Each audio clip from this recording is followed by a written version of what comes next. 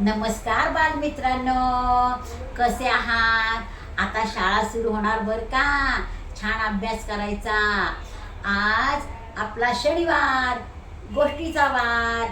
आज माझ्या गोष्टीचं नाव आहे रणधुरंदर अहिल्याबाई होळकर. बरं का मुलांनो, अहिल्यादेवी होळकरांचा 31 मेला जयंती होती बरं का मुलांनो. आणि त्यांचा जन्म नगर जिल्ह्यात चौंडी या गावी 31 मे 1725 रोजी झाला. आणि त्या की नाही माणकोजी शिंदे यांच्या सुपुत्री होत्या. पण त्यांचं लग्न मल्हारराव होळकर यांचा मुलगा खंडोजी याच्याबरोबर झालं. आणि त्या खूप हुशार होत्या आणि त्यांना त्यांची स्मरणशक्ती पण खूप होती बरं का मुलांनो. प्रत्येक गोष्ट त्यांच्या बरोबर लक्षात राहायची. आणि मल्हारराव होळकरांनी त्यांना मुलीप्रमाणे जीव लावला. खंडोजीराव पण खूप पराक्रमी होते बरं का त्यांचे पती.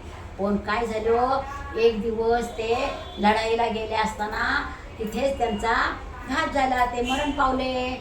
त्यामुळे त्यावेळेला काय होतं, मग नवरा मेला की सती जायला लागायचं. सती जायचं म्हणजे चितेवर जायचं. आणि मग प्रत्येक स्त्री असंच करायची. पण त्यावेळेला ज्या वेळेला खंडोजीराव वारले त्यावेळी अहिल्याबाई सती जाणार होत्या. परंतु मल्हारराव होळकर म्हटले, ही माझी मुलगी आहे, मी तिला सती जाऊन देणार नाही. आणि आता सती जाण्याचा हा प्रथा बंद करून टाका. जहान जवान मुली सती जातात, मग काय उपयोग. त्यांनी सती जाऊन दिलं नाही.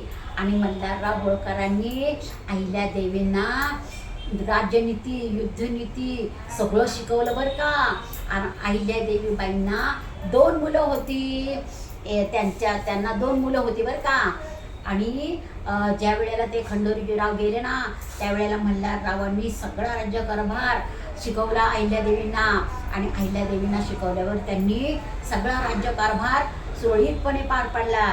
जेव्हा मल्हारराव होळकर युद्धाला जात होते ना, तेव्हा सगळा राज्याचा कारभार अहिल्यादेवी होळकर पाहत होत्या बरं का मुलांनो.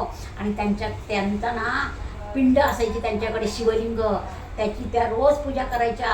सतत शिवलिंग त्यांच्याजवळ असायचं बरं का मुलांनो. आणि एक दिवस की नाही त्यांनी राज्यकारभार पाहताना मंदिरं पाहिली. मंदिरं तर खूप खराब झाली होती. मग त्यांनी प्रत्येक मंदिराचा जीर्णोद्धार केला. आणि फक्त आपल्या प्रांतातच नाही बरं का मुलांनो, अख्ख्या जगभर त्यांनी मंदिराचा जीर्णोद्धार केला.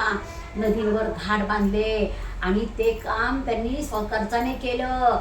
आणि स्वतःचं नाव कुठंही लावलं नाही. आता सरकारी पैशामध्ये कामं केली की स्वतःची नावं लावतात. रस्त्यांना देखील स्वतःची नावं लावतात. पण अहिल्यादेवी होळकरांनी तसं केलं नाही.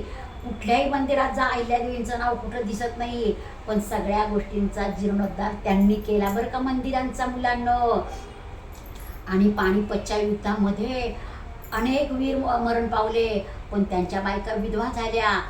अहिल्यादेवी बाई होळकरांनी त्यांना सती जाऊ दिलं नाही. त्यांनी त्यांचा एक ग्रुप बनवला. त्यांना युद्धनीती शिकवली, त्यांना लढायला शिकवलं. आणि स्त्रियांचं एक लढाऊ त्यांनी तोफा केला.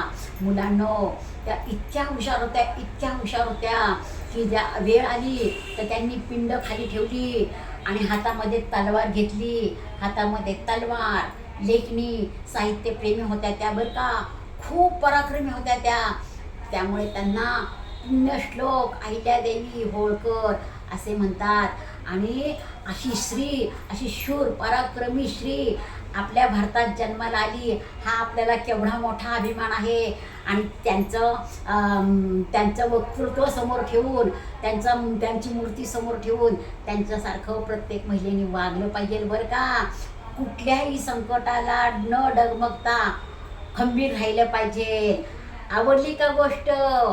गोष्ट आवडली असल्यास सबस्क्राईब करा, लाईक करा आणि शेअर करा. म्हणजे इतर मुलांनाही ऐकली जाईल की नाही गोष्ट. आवडली का गोष्ट?